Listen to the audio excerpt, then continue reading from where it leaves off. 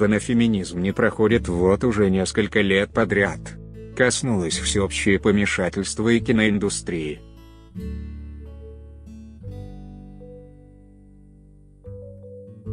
В последние годы одна из любимейших тем разговоров в Голливуде – отсутствие картин, где женщина выступает не просто в роли очередной сексапильной подружки, а показана сильной и глубокой личностью.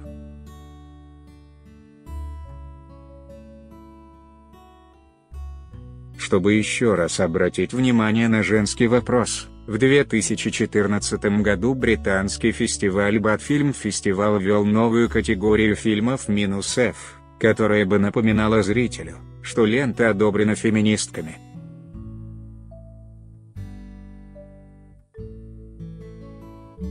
Рейтинг присуждается тем картинам, где есть сильные женские персонажи. Режиссером или сценаристом является женщина или на экране решается один из женских вопросов.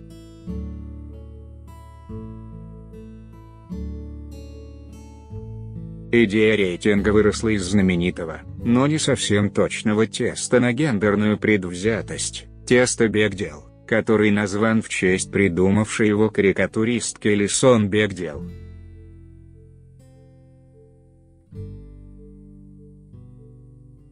В 1985 году одна из героинь ее комикса высказала мысль, что стоит идти только на тот фильм, в котором есть хотя бы две женщины, разговаривающие друг с другом о чем угодно, но только не о мужчинах.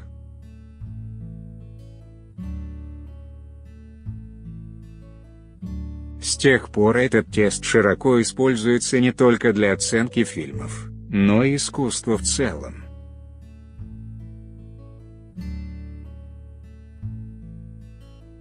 Многие замечательные фильмы с невероятно сильными героинями не могут пройти тест Бекдел просто потому, что там, например, нет двух женщин.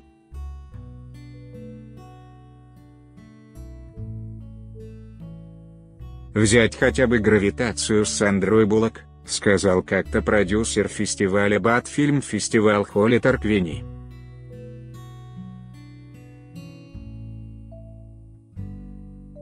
Мы решили пойти дальше и отмечать те ленты, в создании которых ключевую роль играла женщина или затрагивается насущная женская проблема.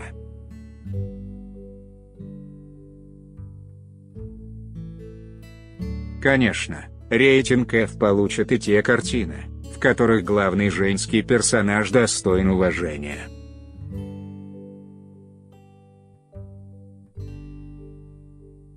Тогда, в 2014 году в фестивале Батфильм Фестивал приняло участие более 40 фильмов, из них только 17 смогли получить заветную букву F в аннотации.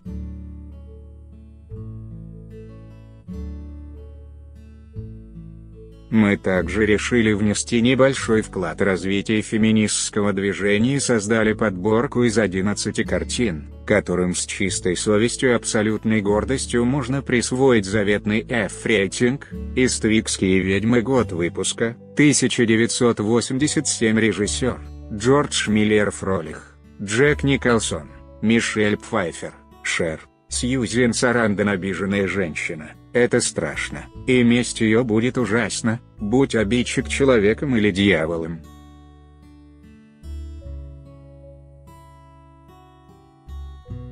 Трех дамочек, очарованных самим Джеком Николсоном, играют Шер, Сьюзен Сарандон и Мишель Пфайффер.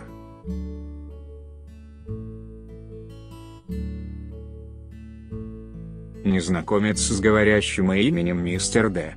приезжает в Иствик и по очереди соблазняет трех одиноких подружек, а когда те понимают, что имеют дело с нечистой и решают сбежать, начинает воплощать в жизнь их самые страшные кошмары.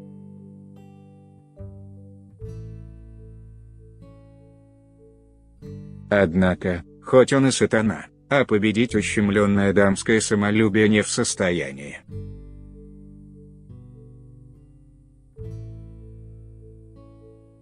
Загадочному мистеру предстоит жестоко поплатиться за свои грехи и вынести важный урок: если хочешь остаться на высоте, не связывайся с отчаявшейся женщиной.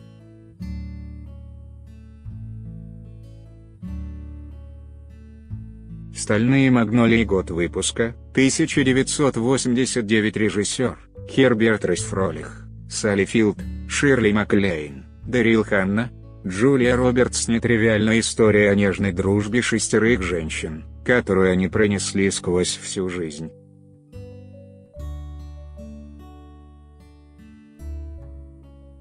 Главное у них – красавица Шелби. Именно она вдохновляет подруг на подвиги, возрождает в женщинах волю к жизни в самые трудные периоды.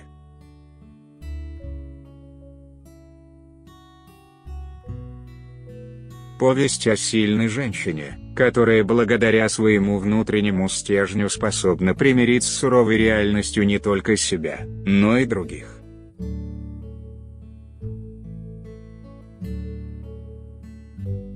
А Джулия Робертс за роль в этой картине получила свою первую номинацию на «Оскар».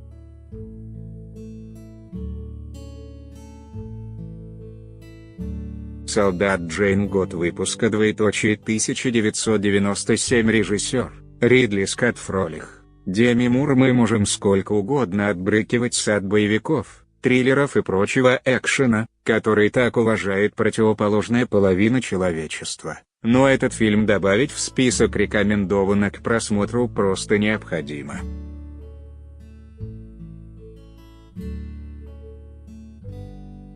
Речь пойдет о Джордан Анил, первой женщине, попавшей в спецотряд «Морские котики».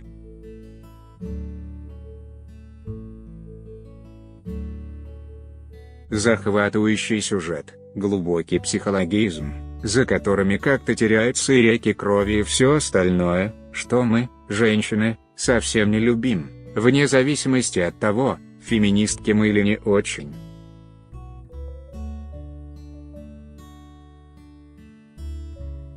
Это фильм о том, как закаляется человек, попавший в новые, практически невыносимые для себя условия.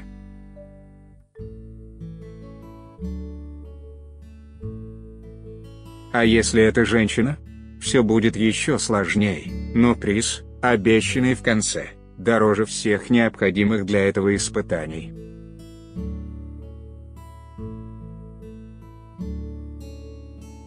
Эрин Бракович, год выпуска 2000, режиссер Стивен Содерберг Фролих, Джулия Робертс. Фильмы, основанные на реальных событиях, всегда завораживают.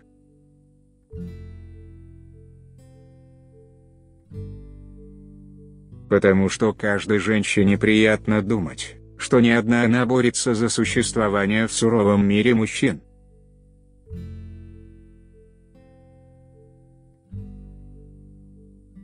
Меж тем, героиня Джулии Робертс именно борется за существование, не только за свое, кстати.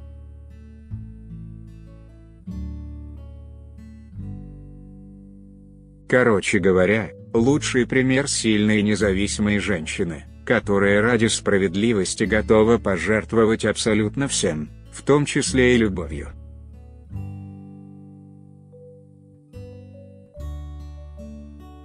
Разведенная мать-одиночка не в добрый час обнаруживает малоприятную вещь. Благодаря работе в юридической фирме Эрин находит факты о загрязнении окружающей среды. Дело тянет на грандиозный скандал.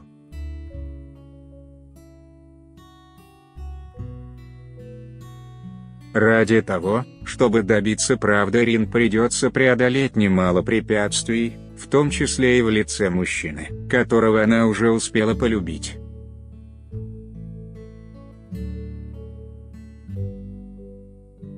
Но тут уже дело выбора, правда или любовь. Несложно догадаться, что истинная феминистка выбирает правду.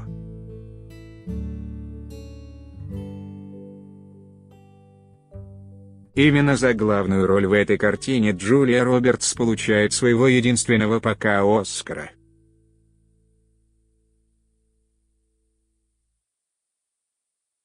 Фрида, год выпуска 2002, режиссер Джули Теймор Фролих, Сальма Хайек, Альфред Молина. Истинная феминистка способна на любовь к мужчине.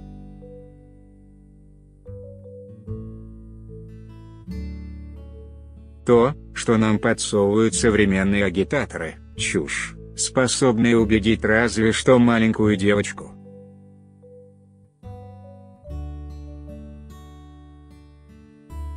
Конечно, это любовь женщины, которая способна трезво оценивать свои возможности.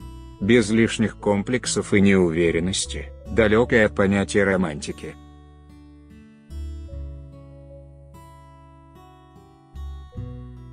Великая художница Фрида Кало любила своего мужа Диего яростно, так что сразу и не разберешься, страсть это была или ненависть.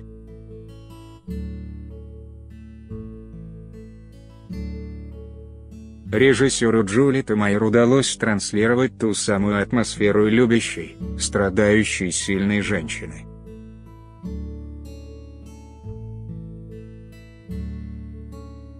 Ну, и конечно, неподражаемая Сальма Хайек, будучи великолепной актрисой, она к тому же удивительно похожа на Фриду.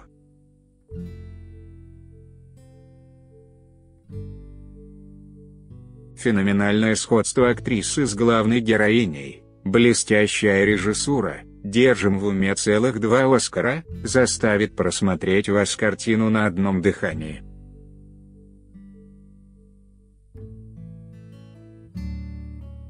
«8 женщин. Год выпуска», 2002. Режиссер: Франсуа Фролих, Катрин Денев, Эммануэль Биар, Фанни Арденазон, который вечно стремится копаться в человеческой психологии, создал идеальный женский мир.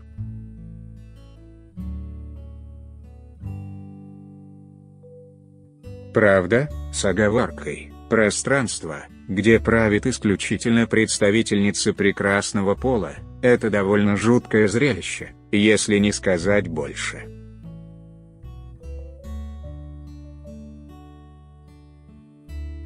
Во-первых, женщины, обретшие, наконец, власть, пусть и над одним домом, расправляются с единственным мужчиной, он в одиночку справиться с ними просто не в состоянии.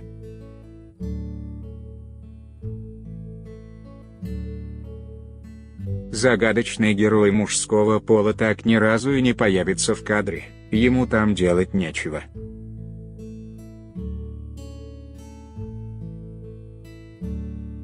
Во-вторых, они с завидной скоростью принимаются поглощать друг друга.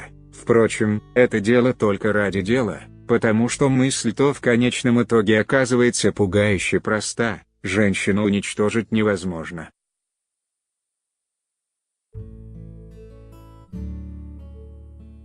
Ее можно остановить на некоторое время в ее жажде разрушения, но избавиться – никогда.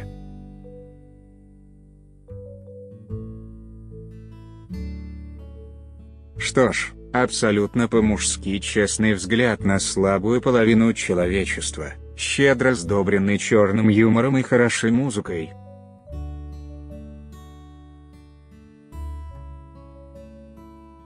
Хотя, после 8 женщин сказать, что мы, слабая половина, будет непросто.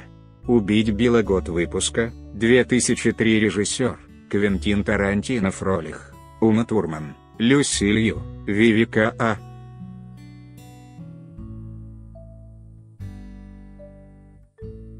Фокс. Тарантино знает толк в эффектном кино, от которого невозможно оторваться. Есть в этих натуралистических подробностях какое-то свое неподражаемое обаяние.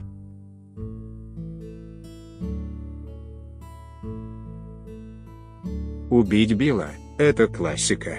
В беременную наемную убийцу по кличке Черная Мамба во время бракосочетания стреляет человек по имени Билл.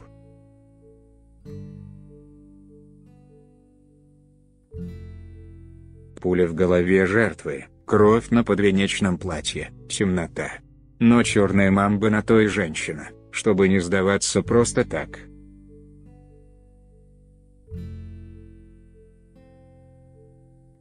После 4 лет, проведенных в коме, она снова полна сил и готова незамедлительно отправиться на поиски тех, кто ее предал.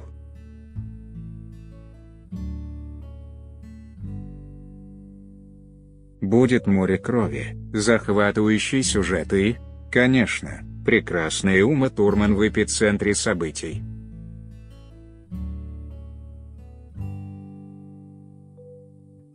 Степфордские жены. Год выпуска, 2004. Режиссер, Фрэнк С. Фролих, Николь Кидман, Мэтью Бродерик. Идеальных женщин не бывает, как, впрочем, и мужчин, но фильм не про это.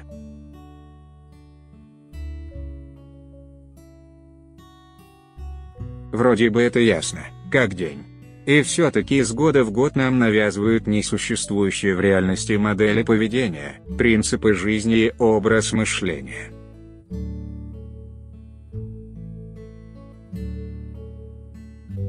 Фильм «Степфордские жены» рушит все стереотипы. Невероятная феминистка, в исполнении Бетт Мидлер, не хочет быть как все, в ее доме всегда беспорядок, но ей плевать на него, она только и делает, что пишет книгу.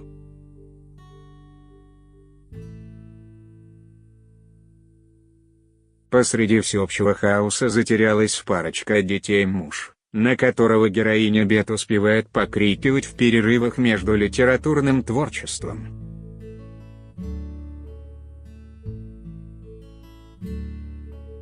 «Малышка на миллион». Год выпуска, 2004. Режиссер, Клинт Иствуд. Фролих, Клинт Иствуд, Хилари Суэнк. Угадать в ленте Иствуда шекспировский сюжет трудно, а меж тем, это именно он.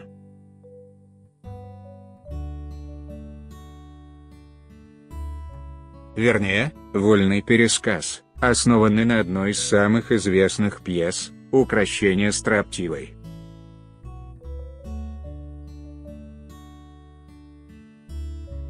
Это фильм о девушке, предпочитающей, пожалуй, самый мужской вид спорта из возможных – бокс.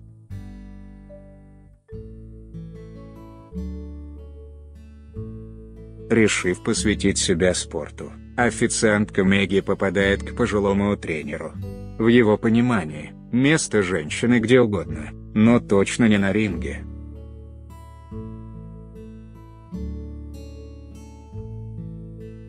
Мэгги готова доказать его неправоту, но не словом, а делом.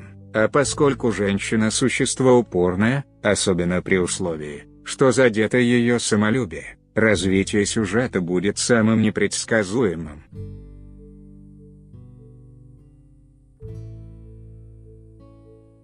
«Северная страна». Год выпуска, 2005. Режиссер, Ники Кара. Фролих, Шарлиз Терон, Томас Кёртис. Кажется, это самый феминистический фильм из всей нашей подборки.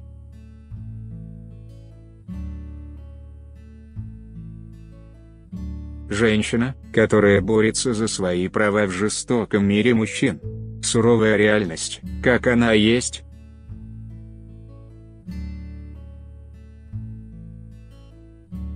После развода Джойзи вынуждена вернуться в свой родной город и устроиться работать на шахту.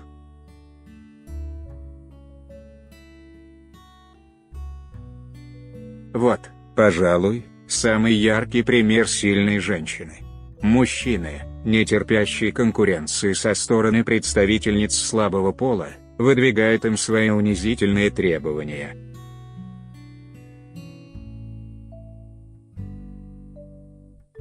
И тогда Джози, пойдя на большой риск, решает обратиться в суд, чтобы защитить себя и своих подруг.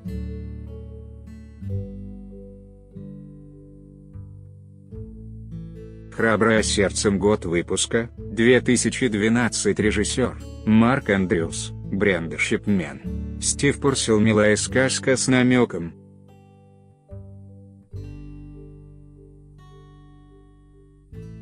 Принцесса, рыжеволосая красавица Мерида, больше похожая на парня в юбке, стрелять из лука, гонять по лесам на верном жеребце и взбираться по отвесным скалам без страховки ей нравится куда больше, чем вышивать и играть в куклы. Сбегает в лес из-за чего дома, потому что не хочет замуж.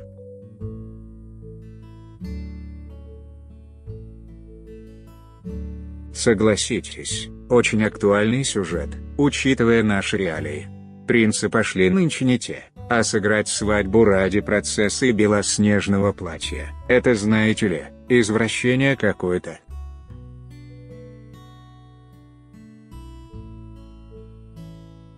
Мерида относится к тем, перед кем выбор стоит принципиальный: все или ничего.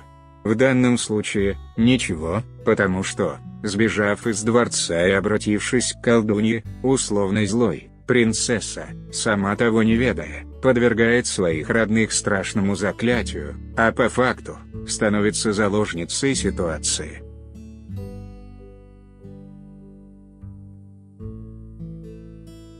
Чем все закончится, известно, ведь сказки должны заканчиваться хорошо. Но свадьбы не ждите, ведь это же очевидно, замуж за первого встречного выходить не стоит, иначе можно пропустить все самое интересное.